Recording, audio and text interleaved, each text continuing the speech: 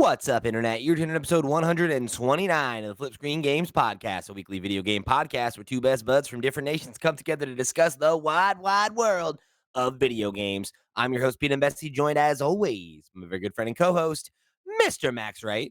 Ahoy, ahoy, Pete. Welcome back to the show, Max. Thank you very much. We got a big one this week. We do.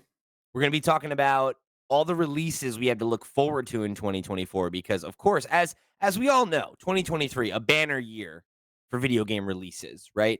Bit of a mixed bag for the industry, but when it came to the games that came out, I think we can all agree that it was a strong one, right? And We can.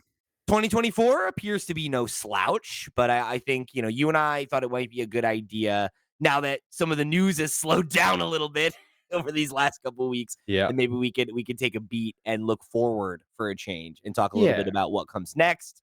And some of the games that we're looking forward to.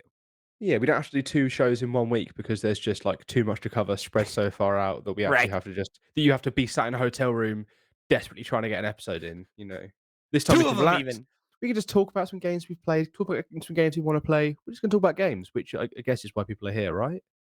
I think so. Yeah, You'd I hope think so. so. I mean, you'd think, but sometimes I think they just like the drama too. They do.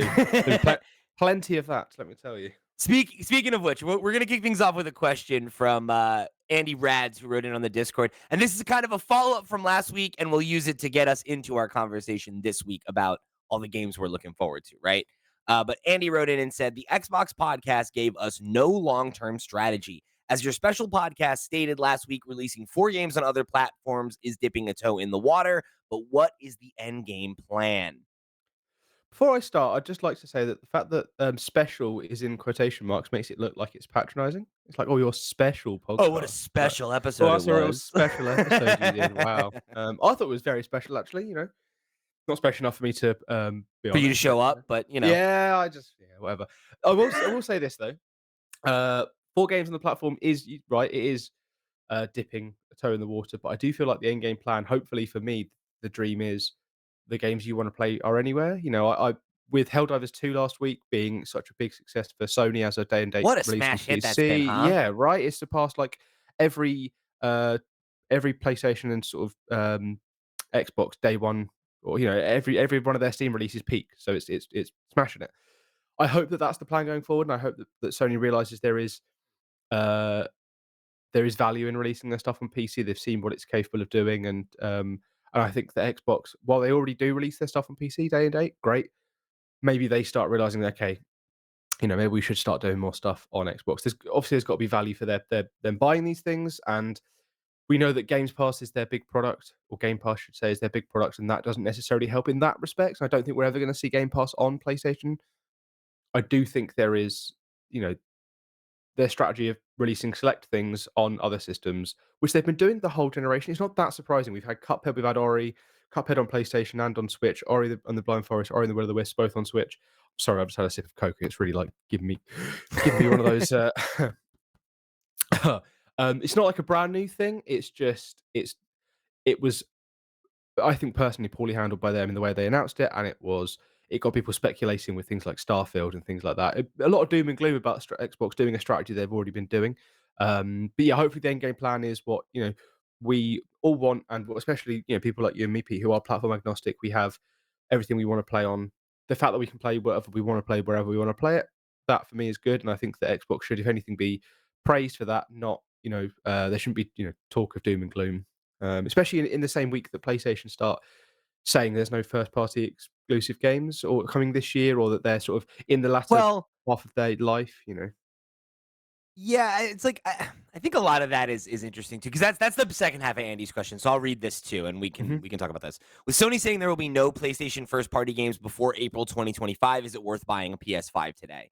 So I want to clarify. They said that there would be no releases of existing major PlayStation IP, which is not the same thing as saying that there will be no releases, right? Yeah, Like, yeah, could be a new IP, could be some smaller titles, could be more partner titled releases, more exclusives that come to the platform, like Helldivers 2, like Final Fantasy, right? The idea that there are going to be no exclusive games between now and then is just not true, right? There's an exclusive game that everyone's going to be talking about this week coming out on PS5 with Final Fantasy. Yeah, there's 2 more planned that we know of as well, so it's yeah. Right. PlayStation first party, that's a different thing. But Yeah. as I love to remind folks, go back and look at the trajectory of the PS4, right? For the first several years that it was on the market, they did not have a major first party release out every year. That is a misconception that we have based on the last several years of every console life cycle, and that's what you remember. You remember the last couple of years of PS3, the last couple of years of PS4, where you got Spider-Man, where you got Horizon, Spider-Man, God of War, Last of Us, and Ghost of Tsushima, all in a span of like 4 or 5 years. I will say you are forgetting Uncharted, 4 year before that, and then Bloodborne the Mhm. year before that, so there were Sure. things coming. I think the But reason even people are Bloodborne, maybe Bloodborne is that's a few years into the PlayStation 4's existence, yeah, yeah, so you got you know? 2015, 2016, 2017, 2018, there were things there were, like, first party stuff, not, like, new stuff, I know, well, sorry, not, tentpole franchises, that's what they're saying, but I do understand why people might be wary, like myself, I guess, Sure. are wary that, I bought a PlayStation 5 not because I wanna play I wouldn't buy a PlayStation 5 because I wanna play the games I can already play on my PC, Yes. I wanna play the games that I can only play on PlayStation 5 at the time when I bought it, that was the strategy, obviously things have changed, Sure. um and yeah, I think for me, I'm like, well, this is another year of me owning a PlayStation 5 without much of a reason for me to do so. Spider-Man was the only reason last year. Year before Yep. that, obviously, we had God of War Ragnarok, fantastic. Whereas this year now, I'm like, cool, I'm not hugely interested in the stuff we currently know about. I'll hold on to it just in case, but I can see why people, including myself, would be disappointed when people they say, "Oh, look, all these games that you've been sort of thinking about," because this means probably no Venom 2, sorry, no Spider-Man 2 like Venom spin-off. This Right. means, there's a few things that we thought might be happening that now we know aren't happening. Or But at least we think, right? Because yeah, it's like you never know with this stuff, right? Like yeah, we that's we have true. a rumor this week as well, right? That like didn't make it to the cut of just like Jeff Grubb saying that he's hearing that there's still plans to put certain games out, and it's like we have these kinds of presentations where one thing gets said, and then several months later plans change, Yeah. or this or that happens, and I just who's to why say? lie to investors at that point? Surely you want to say to your investors, "Don't worry, there's stuff coming out," because they lost money on it. They've had Yep, since they said that, their stocks have tanked. So yep. not tanked, but, they've lost a load. So But it's like 10 billion, I think it was. there is a thing of like I I can kind of see both sides of this, right? Mhm. Where it's like when you're like, why would you lie to investors? It's like I could see holding certain cards close to your chest when you know that everyone from the IGNs of the world down to us is going to report on what you say to your investors, right? So if you say, "Oh, X major thing is coming, this or that," Yeah. then that becomes a headline. It takes thunder away from the announcement that you might be trying to save Yeah. for a certain point in But time. But is Headline and Thunder worth the 10 billion they've lost in not saying that?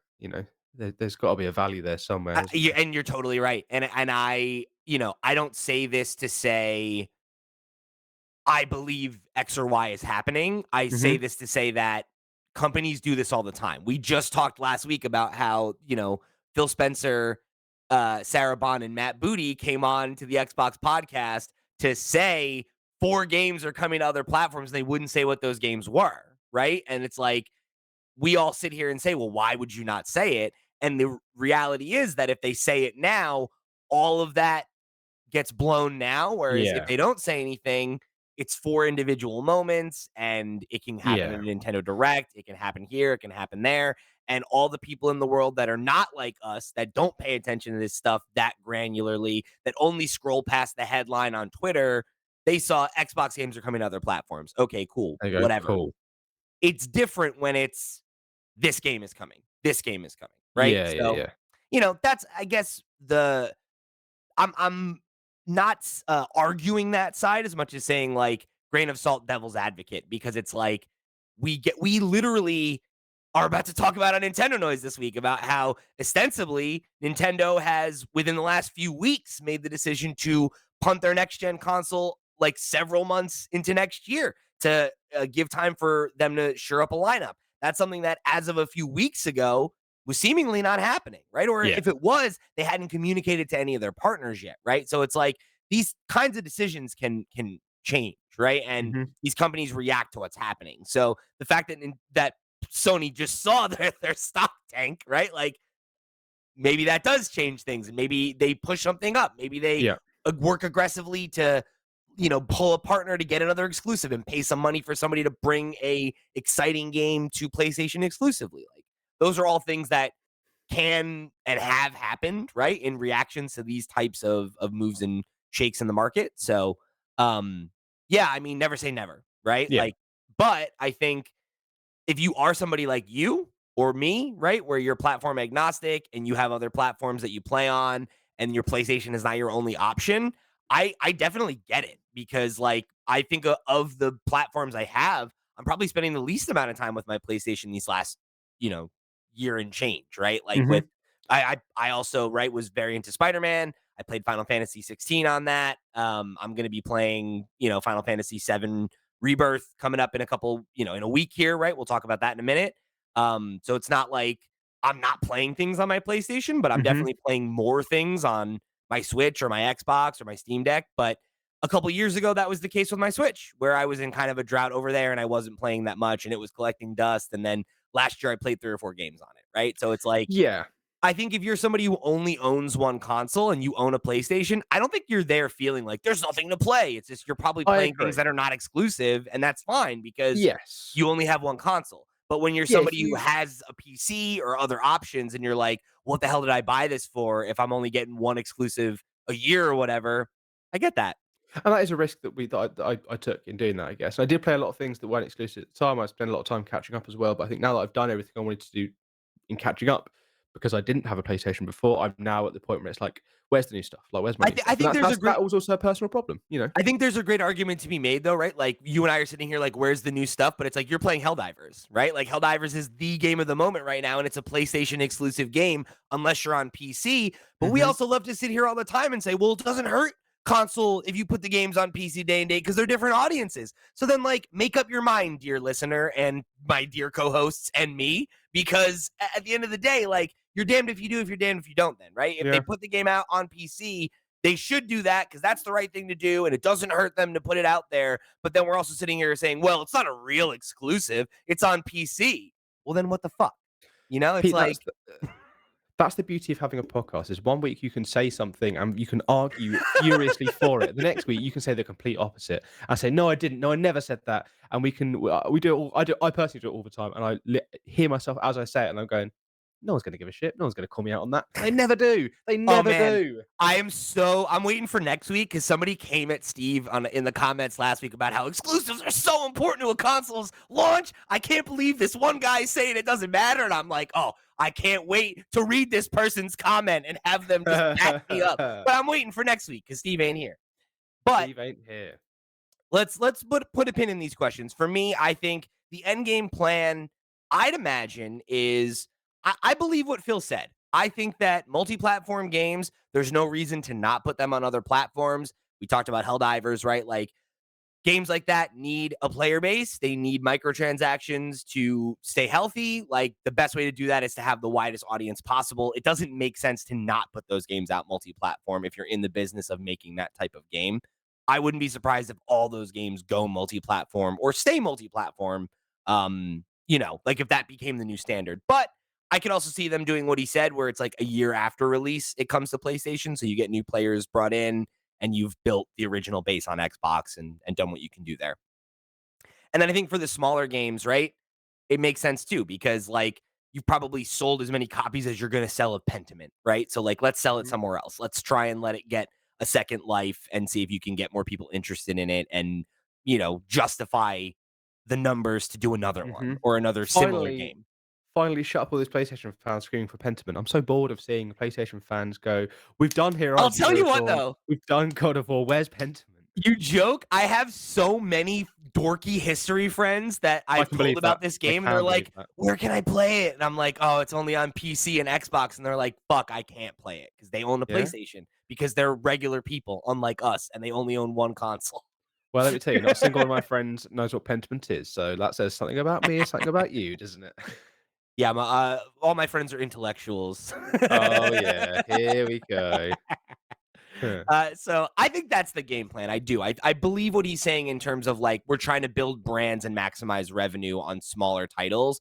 I don't think that that means that we should expect that you know, the bigger stuff that they think is going to be a system seller is going to come multi-platform like early. It might come eventually. I mean, he left wiggle room in that interview with The Verge to leave people to so that people can't crucify him if Starfield does come eventually, right? So again, never say never, but I wouldn't expect that anytime soon, right? I think if anything, it'll be similar to like what we've seen with PlayStation, where like select titles will come to other platforms on a certain timeline based on where they think they can make more money. Yeah, yeah.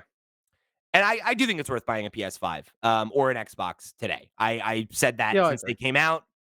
I think if you don't already own one, they have great libraries. And, if you're buying a PlayStation 5 today, even if you are a PC player, right? Like the games that you've missed out on that are exclusive are there for you to jump into. And there is stuff coming, right? Like if you bought a PS5 this week, you could go get into Final Fantasy VII, right? Which for a Mhm. lot of people is going to be a big release this year. Or Otherwise, you've gotta Helldivers. wait. Yeah, otherwise you've gotta wait for these things to come to PC, Mhm. if at all for some of these games. And again, right? Like, not only do you have to wait for them to come to PC, how many of these games come to PC and then have a rocky launch and don't run very well? And then Every it's single one. and Every then single one without fail. right.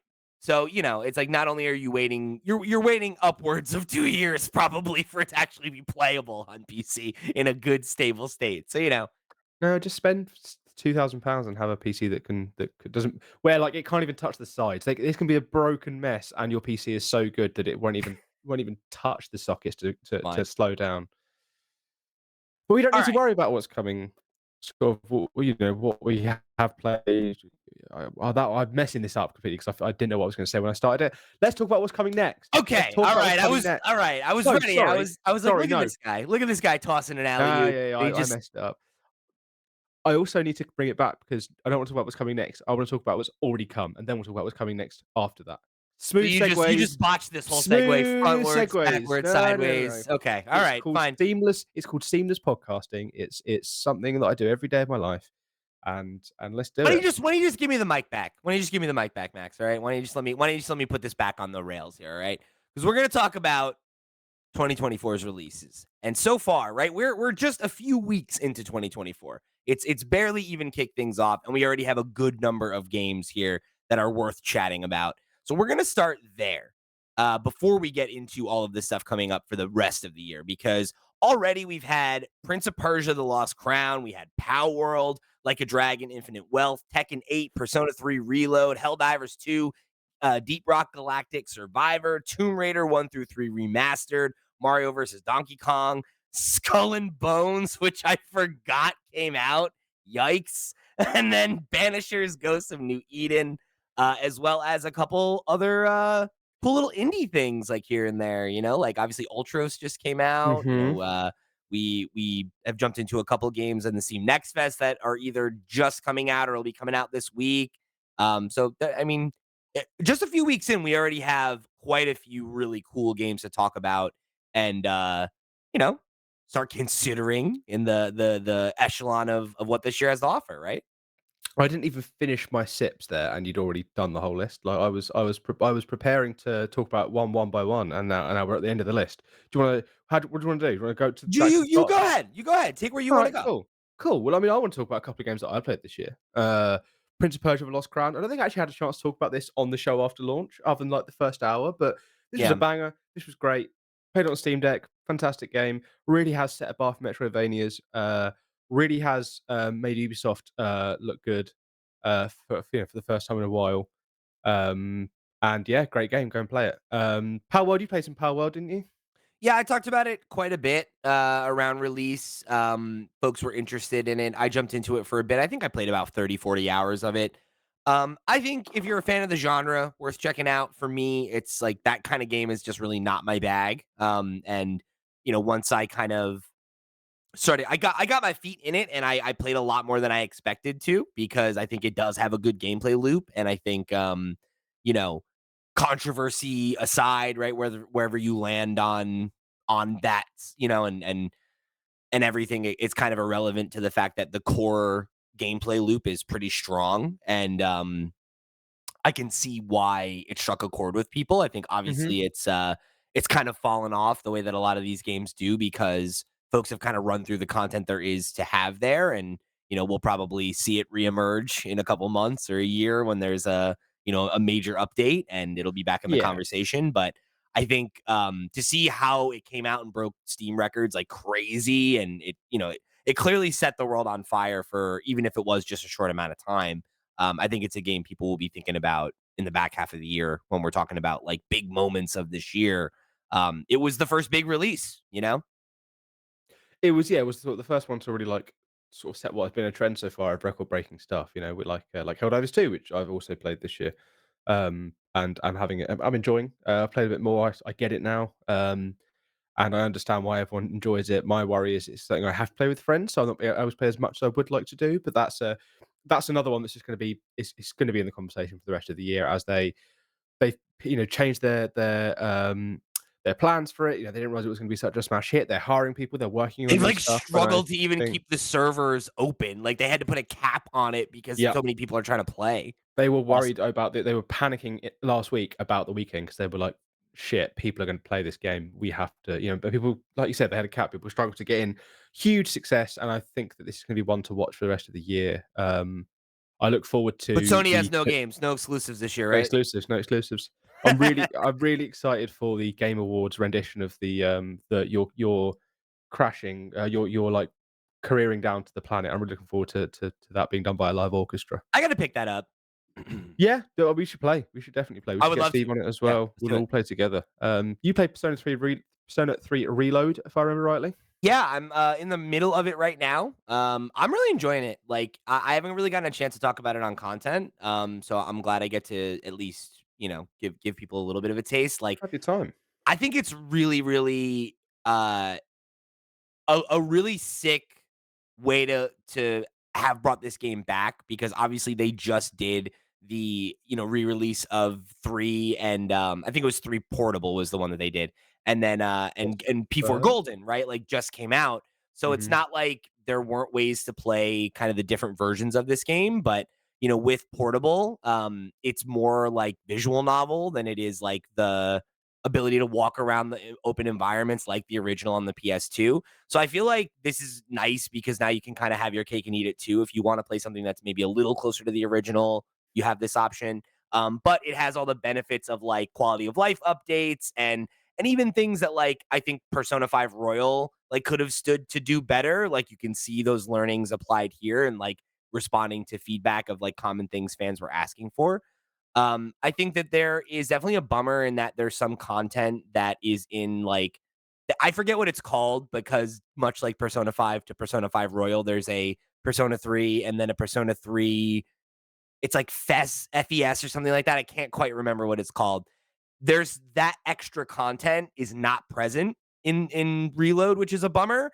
And then in Portable, there's a an option to play as a femme version of the main character that's also not present here. So it's Hmm. like it's kind of a bummer to have a remake that feels so great and so like what if we took Persona 3 and remade it kind of more in the style of Persona 5 and it's like great, that's amazing, but there are those few things that are missing, and it's like, maybe they're Yeah. gonna do DLC, maybe they're gonna do a Royal-esque version where they add all that stuff later because that's Atlas's type of thing, but to have it be, like, so close to what feels like the perfect iteration of this game, and for it to fall just a little short of that is kind of a bummer, but It is a shame. aside from that, I think it's really great. I'm really enjoying my time with it. And I think if you enjoyed Persona 5, you should definitely jump into this one. And I think even if, maybe the length of Persona 5 is a little intimidating to you, this game I think is a really good kind of like you can kind of see the evolution, right? Like Mhm. in the way that like, you know, what Persona 5 is, right? And all of the realization of those systems that they've been developing since the PS2. This is where a lot of those ideas start and they're a little simpler, they're a little easier to get into because they just don't have the same level of depth and there's not as many systems for you to contend with, right? Whereas Mhm. like I can see jumping into Persona 5 without any context and feeling overwhelmed initially, whereas I think P3 moves a little bit quicker in the beginning and also uh just has things are boiled down a little bit more because it was a PS2 game and not a PS4 game, right? Yeah, yeah, yeah. It is So a shame if they do end up packaging like a a royal, a golden, whatever version of it, which has the stuff that, in theory should be included anyway. If they Yeah. sort of do a re-release, that would be a shame. But yeah. But I think my overall takeaway is that even if that stuff never comes, right? Like I think this is still a very great way to engage with Persona Mhm. 3, and it's very worth your time. And it's it's still long. It's like still like I think a 60 to 80-hour game, but compared to Persona 3's like 1 to 200 hours, Yeah. it's definitely more bite-sized by JRPG standards. So, Yes, yeah. and it's on I Game guess Pass. yeah, I was gonna say, I guess, like, you also have the option on Game Pass as well to jump back into Persona 3 possible anyway, so if there is stuff that you're missing, that the game still exists. Yeah, Um, which is great. but yeah, yeah, yeah, but it is a shame that it's not sort of like a definitive everything in it kind of Yeah, experience. I do wish that they had maybe gone that extra mile to add Mhm. the extra couple hours of post-game like the royal-esque content Yeah. and giving us the option of, like, the different player character and, like, the different romances that come with that and everything, like, I think that that would have been a really nice way to kinda do this and be like, "Hey, this is the definitive way to play." But I guess considering they just did a re-release of Portal, maybe that's kind of the thought there is like, "Well, if you want Mhm. that content, you can go play that version," and Yeah, yeah, yeah. oh well. But well worth your time, I think. It's definitely the game I've sunk the most time into this year, and, I'm really enjoying it. My, like, absolute ridiculous streak of playing a ton of JRPGs does not cease, because I'm about to go into Final Fantasy next week Yep. too, so And then you you're gonna can't probably stop come me. back to Persona 3 Reload next year when we, talk about it, I'm sure. Yeah, and there's Um, rumor they're doing one for 4, so here yeah. we go. Speaking of games that we are worried about spending a ridiculously long amount of time on this year, I this is a game that I've avoided getting just yet, but really, really, really, really, really want to play. It came out last week, which is Deep Rock Galactic Survivor. I've never played Deep Rock Mhm. Galactic. I'm aware of it. I've been aware of it for a while. I've always wanted to sort of get into it with friends and stuff. Um, when Survivor came out, and it was sort of like, oh, it's the sort of the humor and the style and the characters and the everything of Deep Rock Galactic, which seems like a lot of fun, and then it's also Vampire Survivors. I was like, oh yeah, that's going to be Yeah. because we are on this show big Vampire Survivors fans. We talked about it a lot in 2022. It was on me and Steve's Game of the Year list. I don't know if it ever featured on yours, Pete, but that was a big game. I'm really keen to give this a go, but I know as soon as I do, it's going to eat up a lot of time. And there's other things I want to play, and we'll get to those things I want to play in a little bit. I just want to highlight a couple of things as well. While I remember, there's some smaller stuff that I think maybe sort of got swept under the carpet this year that I think is worth looking at. Momodora Moonlight Farewell is a little that I don't know, like 5 or 6 hour long Metrovania. I was a big I really liked Momodora Reverie of the Moonlight, and this just sort of like ups the ante in every single way. Worth checking out. Portal Revolution is a free sort of free fan game for Portal that was sort of given the go ahead by Valve. It's a sort of like another like 6 or 7 hour long prequel to Portal 2, set between Portal 1 and 2 that sort of has, two new fully voice acted characters and loads of puzzles, and it spends half the game with you only have one portal. That's really interesting. I really enjoyed that. And then, as we spoke about on the Steam Deck podcast, on YouTube and TikTok on our shorts, Celeste 64, wicked, great, loved it. It made me go back and play through the whole of So Celeste good. again. Really good, really loved that. Worth checking out for free as well. Portal and Celeste 64 are both free. Why not check them out wherever you can play them? But yeah, those are the things I've played and things I want to play that have already come out this year. So far, looking like a great year, personally, and that's Yeah. including the stuff that we didn't talk about in depth that you mentioned at the very beginning. Loads happening, too much. Yeah, right. Like, I mean, there's all these other games that we have on our list that are like, I would love to get to a couple of them too. Like, I really do want to play Banishers. And I'd love to check out Mario versus Donkey Kong if I get a chance. So there's a lot to enjoy, lots to look forward to this year There is. already. And I know Steve has been playing the Tomb Raider remasters because those are some of his favorite games from his childhood. So we'll probably get his opinion on those sooner than later on the show. So lots to look forward to already. But we have a lot more to look forward to this year, and we're going to talk about it in just a second here. But before we do that, let me remind you that this episode of the FlipScreen Games podcast is brought to you by our Patreon producers for the month of February. They are, of course, Arnold J. Rimmer, Christopher Valence, Earth Visitor, Gabriel Hasselmeyer, a.k.a. Sobe, Snacky Go, Steve Stompy, Susan Likes Cats, and also Boobies, Ty the Dude, and Wakahula. Thank you all so much for your support over on patreon.com/FlipScreenGames. You're all the real to the real and great. We greatly appreciate your support of this and all of our sister shows. Remember, if you want to show your support just like they did, if you want to get involved in the community, if you want to check out any of those sister shows, head over to flipscreen.games. That's our website where you can find links to all the places we are all over the web and much, much more. However you choose to get involved or show your support. Thank you for tuning in to another episode of the Flip Screen Games podcast. Max, Pete. I want to start things off with the first game that's coming up that I care about, which is Final Fantasy VII Rebirth, coming out February 29th, just a few days away as of the time that you're listening to this. I kind of can't believe this game is coming out already. It feels too soon. You think? I mean, I feel like this is they've 4 not stopped years? fucking talking about the last. They just haven't.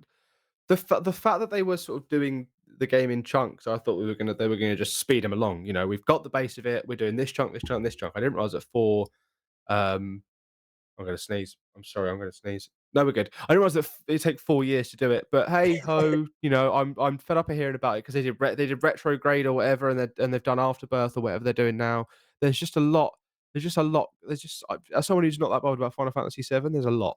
And I'm pretty sure they've done other I stuff in the can't. meantime, and they're You gonna do gotta more stuff. you gotta try it, man. I've never cared about Final Fantasy VII, but remake got me in. Now I'm in. Yeah, I watched my dad play it growing up, and that's my only experience with it. I'm happy with that. I'm happy with that. I'm okay with it personally. I don't need like 4 30-hour games to show me that. No, you need Um, 4 60-hour games to show you. 60 hours per Yeah. oh my god. Okay, all You right. wanna do all the or all the DLC and all the side missions and Okay, when they finally release like the final one, Final Fantasy VII Prolapse or whatever, I'll play that one. okay. All right, Yeah, fair enough. yeah. But, I'm super excited about this one. I'm gonna have to Ken on the show to talk, about it because nobody else appreciates JRPGs like I do, Yeah, except for Ken. please do. But yeah, that one's I'm sure gonna be on my short list by the end of the year, if the last couple have been any indication. Mhm. Not one that I'm gonna play, but one that we'll mention, just because it's gonna be a big release for PlayStation is Horizon Forbidden West will be coming to PC on March 21st. That's another, I think this is now what the second or third? Yeah, I guess the third big PS5 game that's coming to PC from them. So you got to imagine next on the block is probably God of War. So and we know that they're I'm they're not trying to increase their output of PS5, or not even PS5, but like PlayStation games on PC as part of mhm. their attempt to increase those margins and increase profitability on their titles. So Yeah. wouldn't be surprised if this is the first of many PlayStation games on PC this year. If we're talking PlayStation 5, I've been doing this in my head. If we're talking games that came out while the PlayStation 5 was out, I'm pretty sure we've got Miles Morales, we've got, Ratchet and Clank. Sackboy's Big Adventure, we've got I Ratchet& forgot and about Clank, we've got Sackboy. Returnal, and now we've got Horizon So Forbidden West. 5. So There you go. 5, the 5th. So yeah, hopefully, I mean, God of War Ragnarok was the same year. That'll be good, for everybody because that's great. I feel like that'll probably be like a either back half of this year or early next year, depending on because I know there's also that rumor that they might put out like Infamous and some older Mhm. games. So, maybe they Infamous want to, Second Son, don't yeah, forget. Infamous Second Son, weirdly, they not the first should Infamous, they the should really second. do like an Infamous collection. I feel Yeah, like I feel like yeah. that could use a repackage. I feel like Sony really likes leaving its PS3 library, just for the streaming side of It's so PS Plus dumb. Like, just put some of Premium, them like out. Like, well, give us yeah. a remastered collection of some of those games. Yeah, I feel like PlayStation really does like there's a lot of flack you can give PlayStation sometimes. People just don't do it for things like backwards compatibility. All the stuff that Xbox does really well that PlayStation doesn't do just gets swept under the rug, and then everything that, PlayStation does that Sony that Xbox doesn't do very well, they just get peppered with bullets. Poor I Xbox. I think it's unfortunately because the things that Xbox does are I think they matter less to the average person. Yeah, You probably. know? I just Like, I think think Game I think Pass, the reason great. that they doubled down and figured that stuff out is because PlayStation doesn't do it, and it gives them this awesome differentiator, and, Yeah. like me, as somebody who wants to go back and play Dragon Age Origins in 2023, right, or whatever, right? Like, I absolutely love it, but, like, I don't know how many of, the average, purchaser is buying their PS5 to be like, "Let me go play my PS3 games." Yeah, Like, that's they true. wanna spend $70 to play The Last of Us Part 1. But at least then don't screw over the people that do wanna do that by making them buy Yeah. the top tier thing and then make them stream the games, Exactly. I'm just I'm with you. I want it them helps to both. I feel like it should be the way, for sure. I feel like I feel like I'm gunning for PlayStation a lot today, and I want to let everyone know if they're worried about me doing that, that is absolutely intentional and they deserve to be gunned like this. They deserve it today. I've had a real bee in my bonnet about them for the last couple of weeks. Last year, I guess. So real quick, I go on. here's my thing, because I'm over here. I play all sides, and everyone's gonna call me a Sony pony. Everyone loves to say I'm a Sony fanboy, but I just want to just point this out. If you're on YouTube, uh, I'm wearing an Xbox shirt right now, Oh, so just get out of here. wow. Right? And I got a Spider-Man thing behind me. They're all good. They're all bad. They're all companies. Kind of each Don't give fair. them Oh, too much yeah, credit. I agree, I agree. But Don't give that's them good. too much credit. I don't wanna yeah, I do like PlayStation games, I do. No, you The can talk game shit. I'm just saying, it's fine. I'm saying, who cares, right? Like when they do Yeah, something good, you'll gas them up. But right now, if yeah, you're mad, talk shit. That's fine. yeah, next week I'm gonna probably praise them and no one's gonna fucking mention it. Dragon's Dogma 2 is the next game coming out this year that I'm really that bothered by. I'm really excited for this 22nd. one. Oh, man, I've already pre-ordered it. It looks good. I'm already planning to sort of really dive in deep to it. It looks fantastic. Every single time they put something else out about it, I'm like, "Cool, the new classes look good. Cool, the visuals look amazing. That Oh, there's, last cool interactions trailer, going on." the last trailer where they were showing off the like hybrid classes, where it was Oh. like there was like the wizard and he did like the ice and then ran up and like pulled the sword out Oh, and it's hit the the dragon. I swapping was like, it's this looks the so good. swapping stuff looks fantastic, where it's like, "Oh, I'm just gonna use my bow and arrow and then swap to this or swap to my" like, "Oh, yeah, give me the option to do that." Whether that's what's gonna happen or and I do think that might play because there's a lot of Dragon's Dogma that I feel like feels like Monster Hunter. And then in the trailer for Monster Hunter Wilds that was at the, Game Awards, it looks like there's, like, a second weapon on his back. So when they started swapping weapons in Dragon's Dogma, I was like, "The teams are talking. I feel like there's some shit going on here. I feel like they're both gonna do something similar." I'm so hyped for this. I really can't wait for it. And we've got, like, what, a month and 3 days? Comes out a month on March this 22nd. Thursday? Yeah, Which March is a big 22nd. day. Big day for releases. There's It is. 3 big releases that day. We've got another and again, Sony has no games, no exclusives. Here's another PlayStation 5 exclusive that's coming out this year. Rise of Ronin coming to PS5, March 22nd. Mhm. This is the game. I mean, we've seen this a few times now, but I think it should be on everybody's mind most recently from the state of play. This Mhm. is that game that's set in like feudal Japan, and It's there are it's a bit later than that, I think. It's sort of actually like it's a really interesting time. It's like oh, you're right. It's like 1920s or something. It's like what it's for us would be like Victorian, yeah, you're something totally like right. that. Because Yeah. I was about to say there's all that footage of like the different like weapons from other countries because you're in like a port town and it's Mhm. based on a real town where like most of the goods that came from the West or just like other parts of the world would come through there. So yeah, you're right. I guess it is probably I'm sorry, it's more it's late 1800s, I can see here. okay. Yeah, there you go. Which is I So think is a really interesting time because you have all the stuff that we know from like, other Sekiro or, other games that are set in Japan.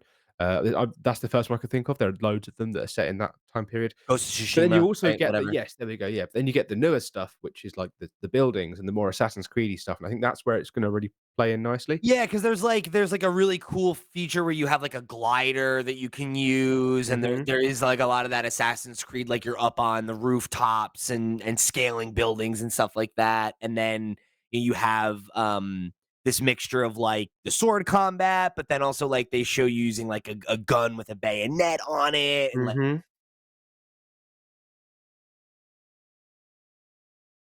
just all these different like weapons things. I think personally with this one, it looks a bit funky. Like from the I do like the look of it, I like the idea of it, but every now and again, like I'll be watching the trailer and I'll be like, "That's a really cool idea," and then that cool idea will have just some goofy shit happening as well, or it will just look a bit weird. And it's not day and date for me. Like I'm not gonna pick it up day one. I might get it Yeah, later on, but yeah. it's not like getting me like in like a oh yeah, I must play this game. It's like oh that's a cool idea. Oh, but then that I then have to deal with that, alongside it. This one's weird for me because, like, I remember the first time we saw it, I was like, "Oh, I feel like I almost like that." And, like, every time Mhm. we've seen more of it, I'm more interested in it because I think seeing the moment to moment of it, like, grounded it a bit for me because it does feel like it feels like reminiscent.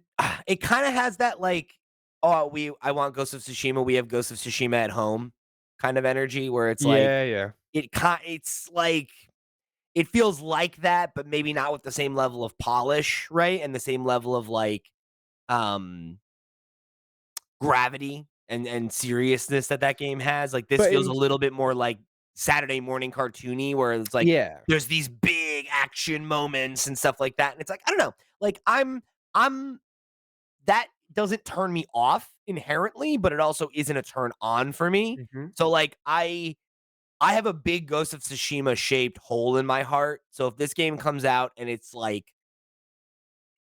even like a high 7, low 8, I feel like I'll fuck with it pretty heavy.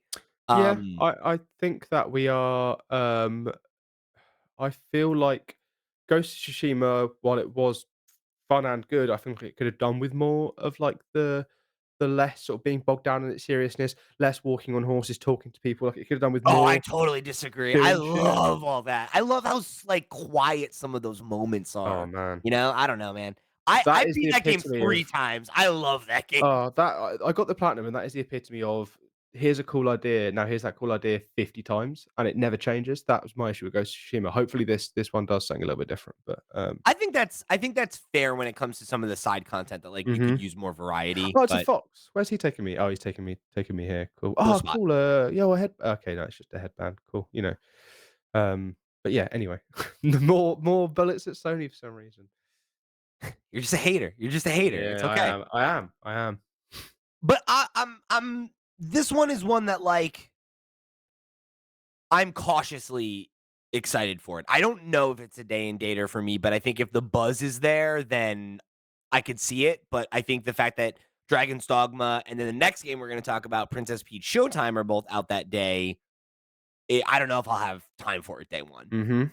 Princess Peach Showtime is another one for me where I'm like, I kind of want to see what the pulse is on it because I think my concern with it is that it's going to be a little jack of all trades, master of none, because like the Mhm. whole gimmick is different types. It's like she's in this gameplay mode, you're doing this. In this, like, Patisserie Peach is this kind of gameplay. The Sword Fighter one is this kind of gameplay. And it's like all those have to be good. And if they're all good, Yeah. then cool. Like the premise is interesting to me. Like I like the idea. I think it's cute that it's like you're in like a playhouse and you're playing through these like different sets and stuff. Like I think visually, it's like a cool, rewarding uh setup. But I have concerns about like whether or not the gameplay is going to be deep enough where like do I feel like it's like it could be the criticism I had for Mario Wonder, but like amped up to 11, where it's just like, oh, it feels like a collection of mini games rather than a focused game about Peach that plays a certain way. I can't remember the last time I'd seen so much of a game and then still not really understood what it is. Because I still Sure. don't really understand what this is. I understand the concept of you get costumes and you do this. But you're right. Is it a collection of mini games? Is it level to level? Am I going for a level as Peach, struggling, and then I get an ability, and all of a sudden things open up for me, like in Mario? Is it all going to be on a stage? Is it level by level? What is this game? And I'm looking forward to when the uh, previews start to come out, and I'll have that moment of, "Oh, it's this." But Yeah. for me right now, until I know what that is, it's not on my radar. It seems like a cute idea, like you say. I just don't know what it is to get excited for. So But it's also like it's a Nintendo game, so it's like it could very easily come out and be like, "Oh no, it has the sauce and it's something interesting and dynamic," or it could fall on that like Yoshi's Woolly World like type where it's like, yeah, okay, yeah, this is like a mid platformer that is maybe just doesn't have the depth to really be appealing, yeah, to a mass or the Kirby audience. game Star that came out. Allies, that Yeah, one, yeah. ooh, Like those rough. kinds of games, right, where it's Mhm. like, this is fine, but it's not, it's Yeah, like I could see if you've got a kid that saw the Mario movie and is into Peach, then maybe that's great, but, like, yeah, yeah, it yeah. doesn't have much reach beyond that, and I I just don't know what to make of it because we haven't seen enough of it, right, and I'm worried that it's gonna feel like WarioWare, but in a platformer where it's just Mhm. kinda like a lot of ideas mashed together, but, you know, um, that's what Odyssey and Wonder are, and they're really good. So it's like it's certainly not unheard of. So we'll see. One that I've got an eye on for sure. So then we got a couple other big releases coming up. Not necessarily games that I'm like gonna be itching to play day and day, but ones that I think people will probably be paying attention to. Planet Zoo Console Edition is coming out on March 26th. The last couple, like, you know, like Planet Coaster came to consoles and that was a big release. I wouldn't be surprised if this has similar juice. One I could see myself playing to some degree. Like I've always kind of wanted to get a replacement for Zoo Tycoon for myself because I loved that when I was a kid, and I've just never quite gotten back into one. But some of those games really do play well on console, and I think console is like a good place for this kind of like more casual, like chill game like that. So I don't know. We'll see. Maybe a good one. Um, South Park Snow Day is another one coming out that day, March 26th. So this is now the third game, I guess, in the trilogy that they started in 2014, right? With Stick of Truth, Stick of and Truth. then there was Fractured But Whole, and then now there's this guy. Obviously, it's been a minute, right? Like since the last one, and Yeah, it's been at least 4 or 5 years, I wanna say, since, I think Fractured even But Whole. it's been a while longer than that. Yeah. I think it was 2018 or 29. Like I think it's been like 6 years. That's oh, okay. Um, I was gonna yeah. Yeah, you're probably it's been a right, bit. actually, yeah. Yeah. And yeah, kind of interesting with this trilogy, right? Because like the first one was made by Obsidian, the second one was made by Ubisoft. This is now the third one is going to be made with yet another team. What was the name again, Max? You looked it up. Oh, yeah, I did look it up and then forgot. Question. Question, and Yeah. they're best known for in, Oh, God. you just had it. Is this Magic Circle. Magic The Circle? Magic Yeah, Circle, which was a self-published, sort of smaller title, only 1,000 reviews on Steam when I looked it up. So and it's it's quite, they're quite a small studio to be taking on the third in a sequel. Sorry, the sort of second sequel, the third in a trilogy rather of sure, an IP like South Park. And I think sure. that, yeah, I remember when I first saw this game, the South Park one. I remember feeling but I didn't know whether it was a sequel or I didn't know whether it was like supposed to be a new thing or like if it was like just Yeah, using the IP in a new way. And it was interesting when you told me it was a sequel. I just didn't know. I did not know. yeah, and I actually wasn't sure. I thought it was, and I had to go look it up and confirm it, and it does seem to be like it is officially a sequel to Mhm. it's a continuation of that story that, has gone through those last 2 games. So this is one that like I really enjoyed Stick of Truth like 10 years ago. Yeah. And liked Fractured But Whole less, but still played it when it came out. I'm very, very removed from I was kind of already on my way out of interest of South Park when the first game came out, and that was 10 years ago. So at this point, it's just I'm so removed from it that it's not something I have any interest in going back to.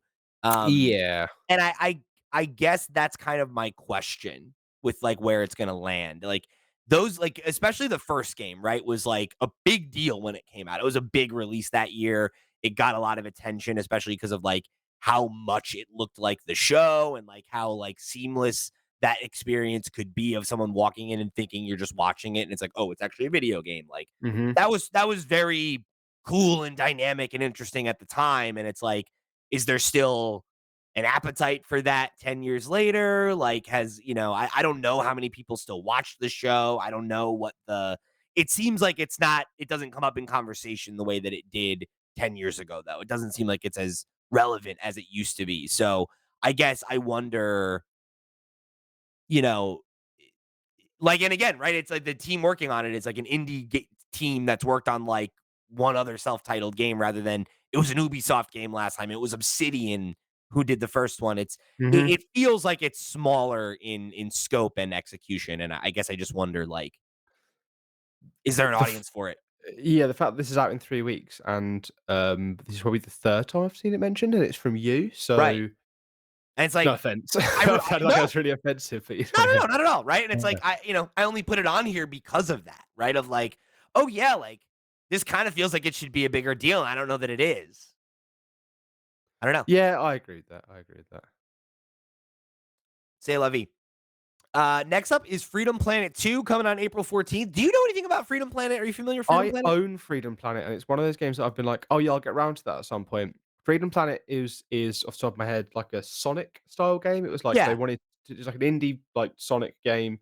It They wanted to started sort of as like a Sonic fan game, and mhm, then as they put more and more time into it, they were like, "Well, there's no real, like, we can't do anything with this if it's yeah, a fan game," so they, like, hired an artist who, was known for making, like, Sonic fan art and Sonic OCs and stuff, and they were like, "Hey, like, let's develop an original world, and we'll take all the gameplay and effort that we did, and then we'll make it something new, and we'll do, like, a yeah. Stardew Valley to Harvest Moon type thing," right? It's like, spiritual successor. And I Yes, really yeah. enjoyed the first one back in the day. Like, I played it in 2015 or 14, 16, whatever, when it came out a long time ago.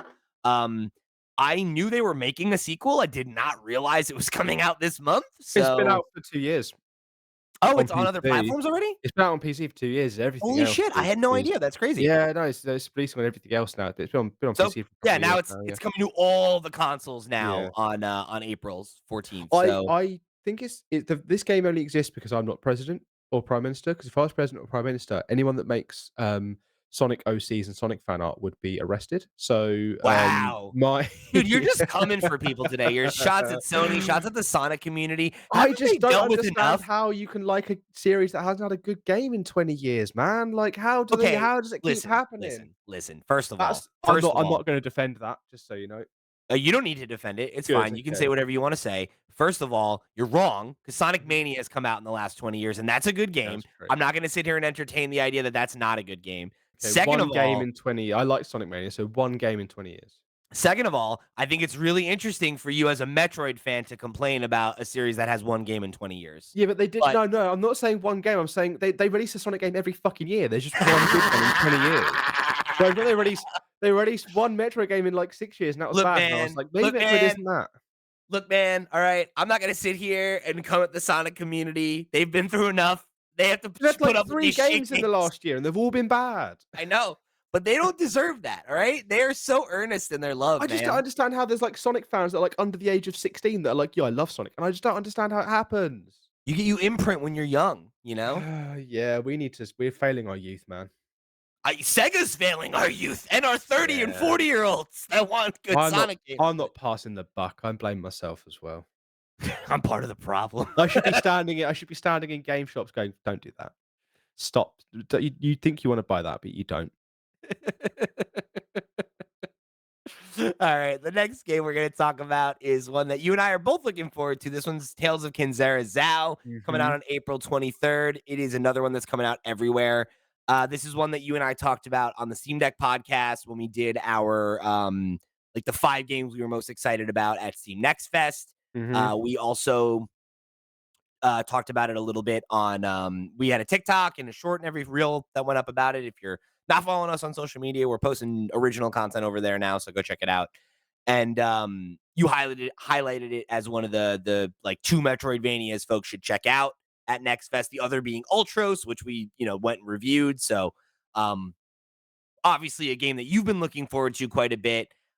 You turned me on to it, or I guess didn't, because I saw it originally and was interested in the concept, but you talking about it and saying that you liked what you had played kind of pushed me to jump into it earlier than I think I would I have otherwise. forced you to play this game at the next Yeah, fest. I'm glad that I did because now, now when the game I'm comes in. out, it's not gonna be half an hour of me just saying things and losing track of where I am. It'll be me and you bouncing off of each other and having great Yeah, conversation like we are right now. I'm into it. I'm into it. I like it so far. I think, Metroidvanias as a genre, hit or miss for me, right? Not always my genre, but I really like the story and like there's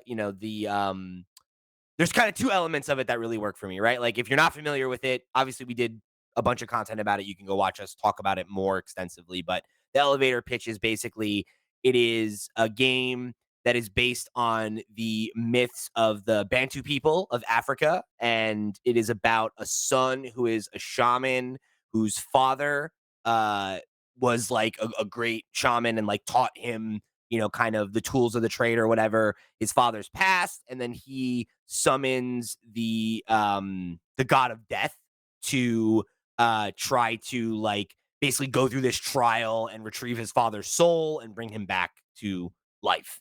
And that's kind of the setup, right? So, for me, like I think one of the coolest things about games is like how um you get can get that opportunity to like, you know, inhabit another character's experience for a small amount of time, right? And like learning about people and cultures and just like parts of the world that are different from your own experience is I think like one of the most powerful things that games can do. And like Mhm. there's so little media that explores mythology from cultures that are not from the West, right? And it's like how much stuff have I seen that pulls from Greek or Roman or Egyptian or whatever mythology, right? That is so present in European culture and by extension American culture, right? It's just like those are things that are from and even stuff like Chinese and Indian culture, right? Like there is more exposure of it because of like Hong Kong movies coming to the States or Bollywood and stuff like that, right? There are opportunities for you to be exposed to those cultures more than than not, right? Even if they are still less than the Western stuff that you see all the time. So I'm super into the idea that like I can get a taste of another culture's mythology through like this exciting, fantasy setting. Like that's really cool. And again, like it being a story about like fathers and sons, I'm super close to my dad, so like that definitely struck a chord with me immediately as well of just like um a story about that bond and everything and kind of like the lessons that, fathers are supposed to impart on their sons, right? And all that kind of stuff. Like definitely striking a chord with me already. And it's I only got to play, the first 2 or 3 hours or whatever in that demo. So I'm excited to see where it goes. And like it feels like it's trying to be very like vulnerable in its Mhm. storytelling. And I appreciate that, like, even in the very opening of it, basically, it's like, yeah, like this is a raw emotional story. And you don't get a ton of that in like the 2D action space. So I think Yeah. this is a special game. Definitely one that you should keep an eye on. It's the sort of thing that, like, Celeste does a really good job of doing, of, like, tugging on the Yeah, heartstrings and being raw and being open about sort of a feeling, and I think, yeah, this is one that I know is gonna hit, and it's if we're talking about, like, what am I most looking forward to, you got Dragon's Dogma, you got this, that have dates. They're, like, the 2 big uns for me. yeah, Very keen for this. With 2 months to wait, really, really keen to get my hands on my grubby little mitts on this one. for sure, definitely. So then we got Stellar Blade, April 26th. Yeah, I'm somewhat interested in this. Again, another PlayStation game. Oh, No games on no PlayStation. games. Another This is PS5 the one this is exclusive. one that, like, the first time it was announced, I was like, "Alright, cool. Alright, cool." And then the second time we saw it again, I was like, "Okay, alright, fine." And we've seen it again, and I'm like, "Alright, I get it." And I'm wondering now if since in the sort of year or 2 years since that's happened, if, like, my tastes have shifted or if I'm just, like, less interested in because I've now played, I've played too many action games that, like, for example, Hi-Fi Rush didn't really hit for me last year because I was like, God, level by level, it's very linear. I don't know what this is though, properly. There's a lot of talk about being like Nier Automata, one of my personal favorite games ever. Yeah, that was when Um, Ken and I did the, reaction to the state of play. I was saying that I was interested in this one, and he's like, "I am interested in it, maybe, but it does feel a little bit like." I said the thing earlier about how we want Ghost of Tsushima, we have Ghost of Tsushima at home. He's like, "This feels like that for Nier for me," where it's like, yeah, "Is this just Nier Light, or is this gonna be its own thing? Is it gonna be able to differentiate itself even if it's wearing that, influence very, very yeah, openly on its sleeves, which is not S- inherently a bad thing. It's just a matter of like, if you're going to compare yourself to one of the best games of all time by a lot of people's metric, then you better come correct, right? yeah. I do think there's going to be a lot of uh, as this game sort of comes out and they start to do more like previews and stuff, we sort of find out a bit more about what this really is and how it really works and stuff. I think we're going to see a lot more. It seems like there's some like soulsy stuff of like respawning at certain areas. It's not just going to be like Bayonetta or Hi-Fi Rush, where it's like do a level, beat some things up, finish the level, do a level, blah blah blah. There's going to Yeah. be more like exploration and things like that, which is what is going to probably drive me towards this. Maybe not a launch because we've got Tales of Kenzera Zao out before, and that takes precedent for me. But yeah, I think this is one I'll check out on PS5 eventually. Yeah. I think me too. So then we've got Braid Anniversary Edition coming everywhere, including mobile, April Yep. 30th. Yeah, good game, good soundtrack. I was listening to the soundtrack recently, just steeping myself in nostalgia for this game, which for me is like one of the first big indie games that I played on I PC. I feel like that is definitely like this was one of those first like Xbox arcade games, like Mhm. that like really popped off. Yeah, but there's that video of Soldier Boy playing it that was used in Indie Game the movie where he's like, "Check this out, man. Check this out. This is Yes. crazy." Oh my Uh, god. and You just it is unlocked a crazy. memory for me. Yeah. And I'm looking forward to people maybe like because it's weird that there are friends of mine who they're big in the game space. They do their own podcasts and stuff like that. And when I mentioned Braid, they were like, "Oh, I didn't play that." It's like, well, where were you back then?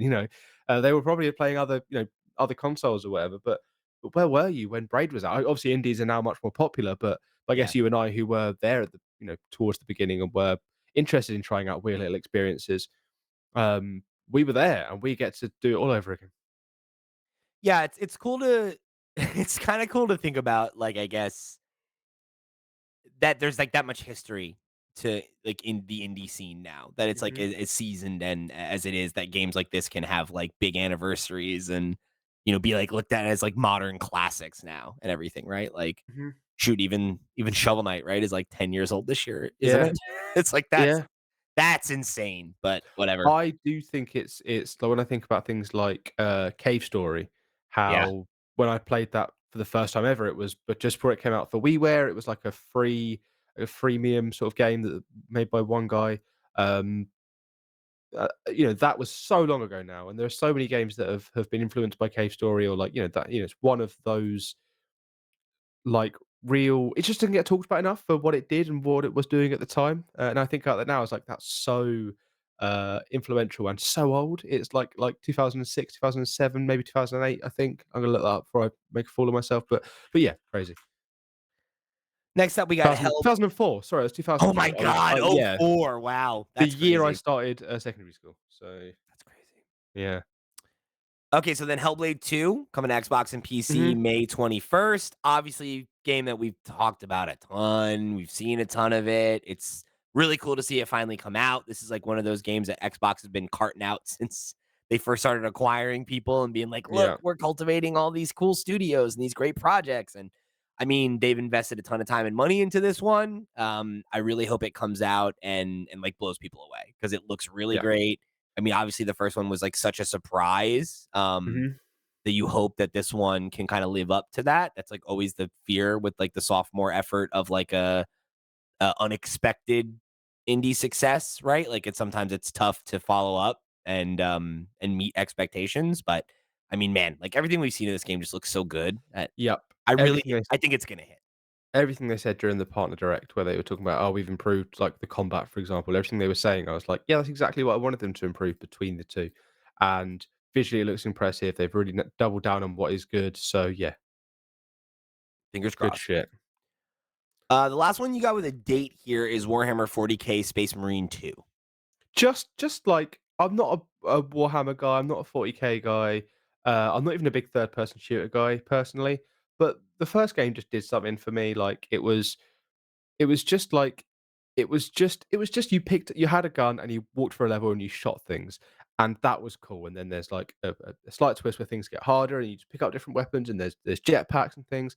It's just a fun, like, very much like a double A experience at the time, but it was one that I was really like, "I wanna do more of this." And I replayed it recently on the Steam Deck, I think it was maybe last year or the year before, and again, I was like, "Yeah, this is exactly what I want," is just like it's not a cover shooter like when Gears of War came out. It's not a first person shooter. It's not like trying to be anything or do anything special. It's just like, yeah, cool.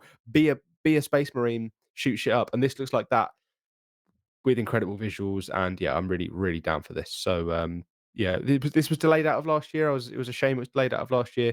It was delayed right the way through to September. But yeah, I'm very, very keen for this. All right. So then we're gonna move into the stuff that's undated. These are games that are supposed to come out this year. Grain of salt, right? Many of them will Yeah, probably be yeah. delayed. I Yeah, I wouldn't would imagine there are some on this list that were given this year, and then there's not been an update for a year or something. So these things could have changed. I'm not going to talk too much about these. Just one, because we probably don't have too much time left. But two, because there's some games we don't know a lot about. I just know I want to play them. yeah, definitely. So first off is Animal Well. This is the first game from Donkey's. publishing studio. This looks like a weird little Metroidvania. One of those games that I don't quite know what it is, but I like the vibe of it. I The like how preview out was really there it cool. It is. has a nice style. Yeah, it's interesting. It's like interesting visually. It's got some interesting concepts. It's one to watch, but again, I don't know whether this is actually going to be out this year. But yeah, one that I'm definitely keeping an eye on. Cool. Next up, we got Aura History Untold. This was one of the games that Xbox showed at their partner direct most recently. This is a game that's like made by a bunch of folks that they've like worked on Civilization and a lot of those other kinds of um, there's a word for them. I can't think of what it is right now, but 4X. yeah, 4X games, and it just looks really cool. I mean, what they showed was, I think, really deep and dynamic, and it looks like they're trying to breathe in some kind of new life into this genre by, shaking things up, pulling some of the best elements from, other games in the genre, and then elements from like RTSs and some of those other kind of similar things. From what we saw, it definitely looked like a game that I want to pay attention to. Mhm. Next up, we had Avowed. That one's coming to PC and Xbox Series X. That's another one that's supposed to come this fall. This is obviously the new, like, I guess you could say Elder Scrolls like from Obsidian, right? It's set in the Pillars of Eternity universe that they own. I think it looks fantastic. Everything we've seen of it, it seems like it has a great sense of humor. I like the style a lot, and I loved what they did with Outer Worlds. I like the idea of us kind of, we had all these conversations about sustainability in AAA gaming, right? And it's like Outer Worlds was a game that came out and it retailed for $60, and it didn't look like a AAA game. It looked like a game from the previous generation, and it had a great script and fun gameplay and a cool story, and that was enough to carry it and make it something that people connected with and wanted to see more of. And I think we need more of those games in this industry, especially as we're worried about, Spider-Man and stuff like those big $250 million games like not breaking even and not making enough money. It's like they don't need to cost that much to be good. You need to just make a good, deep, well realized game. And like Mhm. Obsidian has shown that they can do that on a budget, and I'm super confident Avowed will hit that same level of quality. And I think if you're, like me or like a lot of people that have like, been waiting for the Elder Scrolls 6 or waiting for that next big fantasy game, right? Like we'll have with Dragon's Dogma 2 or whatever, right? Like Avowed's one that's been on my radar for a couple of years now, since they announced it, and the more we see of it, the more I like it, and I'm Mhm. really excited to get my hands on it this year. Good. Sorry, that was really dismissive, but I had nothing to add. The next Good one. for you. Good for you. I'm just really happy for you, man. I'm just really happy for you. The next game for me is Elden Ring: Shadow of the Erdtree. Remember when I said last year this would be out by June I do 2023? remember that. Haha, Yeah. haha, egg all over my face. Yeah, keen for this. We've heard recently the parent company for From Software said that it's still in the works. So whether it even comes out this year is still up for debate. But yeah, a bunch of my friends in preparation for this may be happening soon. Bunch of my friends all got back into Elden Ring. The group chat has been alive in the last few weeks of people like doing brand new playthroughs, making new characters, going back to their old characters. My brother bought the game; he's been playing through it. People have been jumping online together and playing together. I decided to make a new character. I've been having just a ton of fun with it. What a fantastic game Elden Ring is, and I'm really looking forward to this. Good. Thank you, man. Thanks. The next two are two games that the two early access games. I've never really been an early access guy. Like I think I maybe played Valheim, and that's all I can think of in early access. I don't think I even got till maybe I played PUBG in early access. I Talk can't about these remember. ones. Yeah, sorry, yeah, Hades 2 and Hyperlight Breaker. Hades 2 is I was a massive Hades fan. 2020, one of my sort of my game of the year for 2020 was Hades. Uh, this just looks like more of that, and there's like new characters, new story, new elements to it. This looks like it's going to bang. I'm probably going to get back into Hades soon to do it. Hyperlight Breaker is from the same team that made Hyperlight Drifter and Solar Ash. Uh, Heart Machine. Solar Ash I played over the weekend actually. Really, really sort of fun game. Not like mind blowing, but it does like has some really cool concepts. And the trailer for Hyperlight Breaker looks insane. It's like randomly generated, infinite open worlds that you explore, and the combat looks great. And the sort of there's characters you can play as, and there might be like amounts of co-op. I don't know. It just looks fantastic. I'm really keen to get my hands on this. Their games are so stylish. Like Hmm. they just have such a cool art style, and just Yeah, like the way that like momentum like plays into like they just make such like they're like visual feasts, those they're games. so It's so intriguing as well. awesome. they create worlds that I'm like, I want to know more about this. Like, what is this giant sword? What is this giant character? What you know, tell me more. I want to learn more, and then the game will eke more out just in little bits. I love that. Yeah, very cool. Okay, next up, we got Indiana Jones and the Great Circle coming to PC and Xbox. This is, of course, the next game from Machine Games. They've been doing the Wolfenstein stuff the last couple of years. Obviously, a studio that everybody's kind of paying attention to right now. This game was announced a while ago. We got our first look at it at the developer partner direct that they did a while back, a couple weeks ago. I'm really excited for this one. I like Indiana Jones. I'm not like a massive, massive Indiana Jones head, but I mean the original trilogy is definitely something that I have a lot of nostalgia for. And in general, I like pulp, like I like pulp Mhm. adventure as a genre. And I think, Uncharted and Tomb Raider have kind of historically held that down in the video game space. Unless you're really old and you played like the old Indiana Jones point and click games, which are Yeah. apparently sick. So the idea that like especially now that Uncharted is kind of like taking a step back and, we don't know what the future of that looks like. Tomb Raider, we're kind of waiting for the next iteration.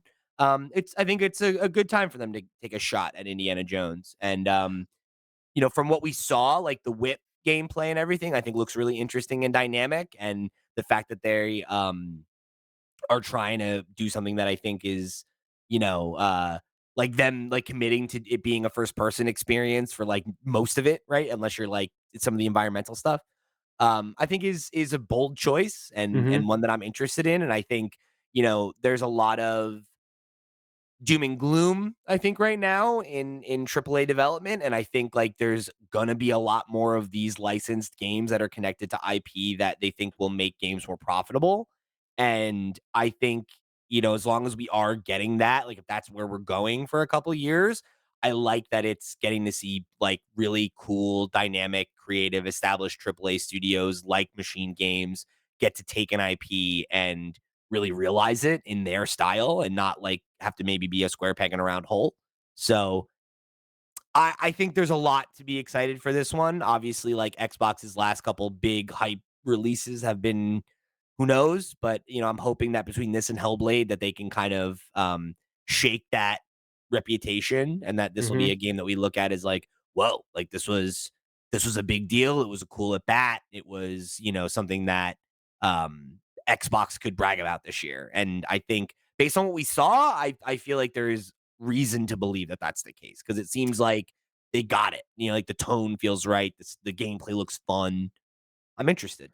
Yeah, I do think it's going to be really annoying when it comes to the Game Awards when we have yet another sort of argument about whether a game from a multi-billion dollar corporation should be nominated for best indie game. It's going to be a real tough one. That was good. I've been I stewing like on that. that the whole time you were talking. I was like, wait, wait, wait for him to Like, finish I talking. Wait. fucking got it. I got the bit. That's good. That's good, bud. uh, All right, your next one? oh yeah, me. This one, Little Nightmares 3. I like the first two. That's enough, I think, for that. I like the first two. Nothing about this is making me go yes or no anyway. I'm just looking forward to playing more Little Nightmares. Okay. Next up, we got Luigi's Mansion 2 HD. That one is allegedly coming in the summer.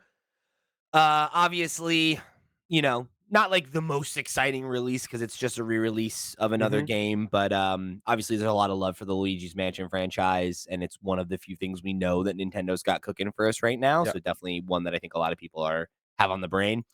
Next up is we're supposed to get the re-release, the 1.0 release, whatever you want to call it, of Multiverses. So funny that they took that this is in an undated what we're looking forward to this year when you've playing the game.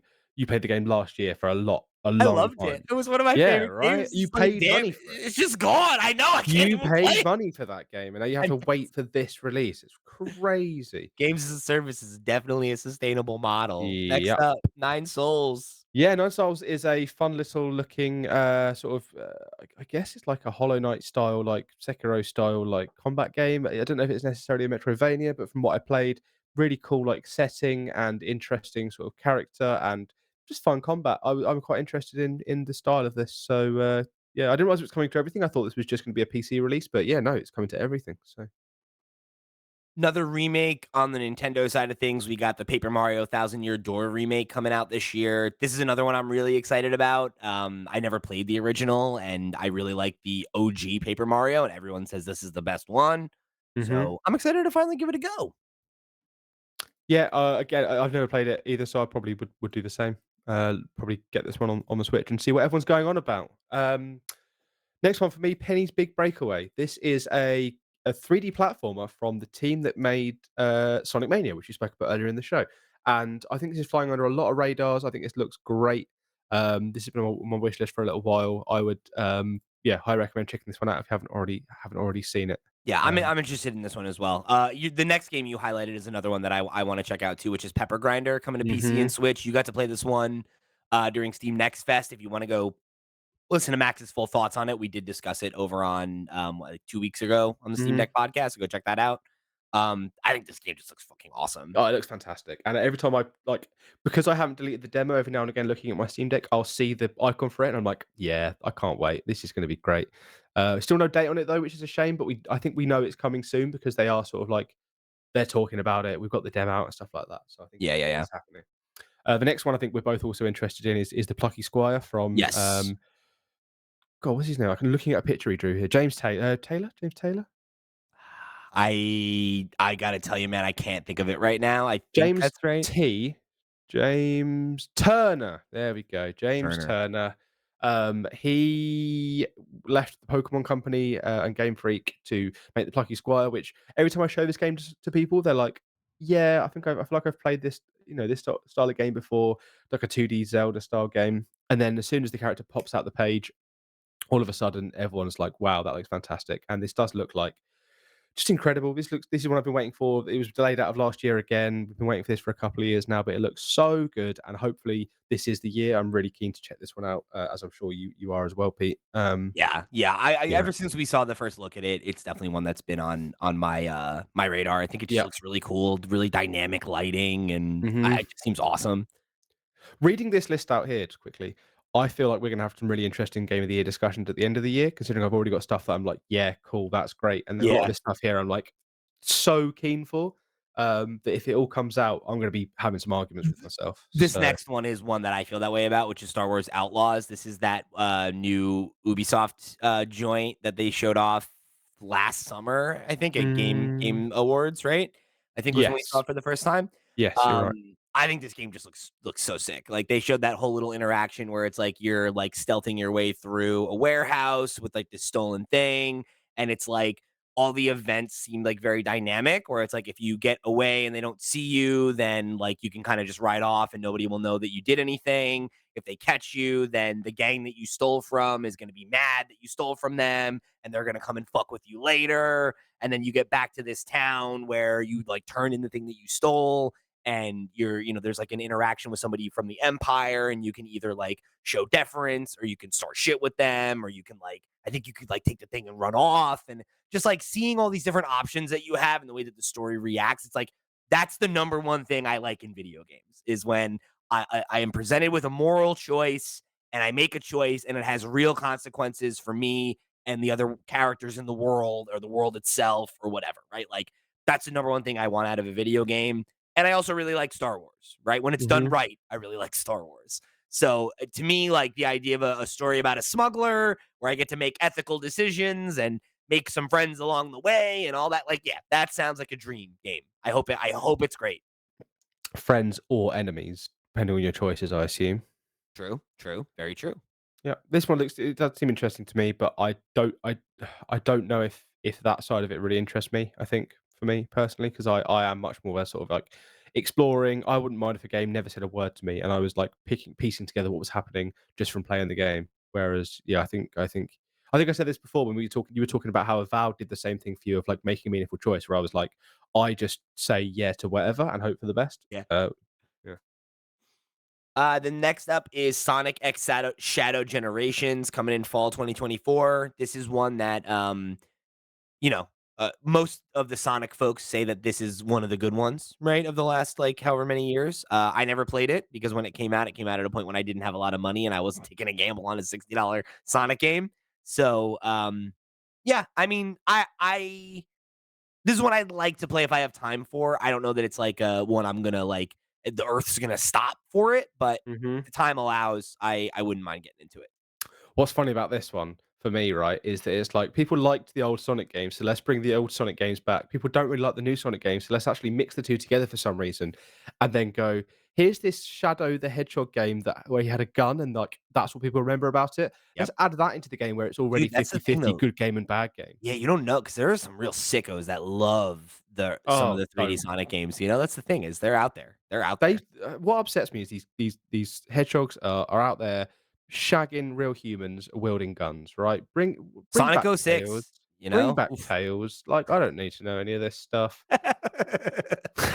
Alright, the last one I wanted to highlight is another PlayStation exclusive coming to PC, Until Dawn, finally making Mhm. the jump to PC, and it'll be re-released on PS5.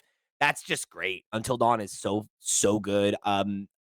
I really like Supermassive games. A lot of their games are not great, but their best games rule, and Until Dawn is their best game, I think.